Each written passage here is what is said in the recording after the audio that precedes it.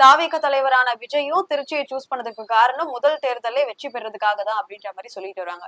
இதை எப்படி சார் பாக்குறீங்க? அதாவது அந்த கட்சியில இருக்கவங்க எவ்வளவு ஞான சூன்யங்கிறது இப்பதான் புரியுது. திருச்சி ஒரு சென்டரா இருந்ததே கிடையாது திராவிட இயக்கங்களுக்கு. எம்ஜிஆர் கட்சி ஆரம்பிச்சது பூரா மதுரை அந்த பக்கம் தான். அவர் நின்னது பூராவ ராமநாதபுரமும் மதுரையும் ஒருங்கிணைக்கின்ற ராமநாதபுரம் மதுரை அதெல்லாம் பேஸ் பண்ணி தான் அவர் நின்னார். அவருடைய கட்சி ஆரம்பமே அங்கத்தான். அண்ணா அவனுடைய திராவிட இயக்கங்கள் வந்து ஜஸ்டிஸ் பார்ட்டியா இருந்து திராவிட கழகமா மாறுறது சேலத்தில். திருச்சிக்கு அதுக்கு சம்பந்தம் கிடையாது. திருச்சியில எந்த அரசியல் மாற்றங்களும் நடக்குது, அமைதியான பிரதேசம். சேலத்துல தான் நடந்தது. பெரியாருடைய சொந்த தாய் வழி ஊர் வந்து சேலம், தந்தை வழி தான் ஐயரோடு. சேலம் தான் தலைவர்கள். ராஜாஜிங்கிற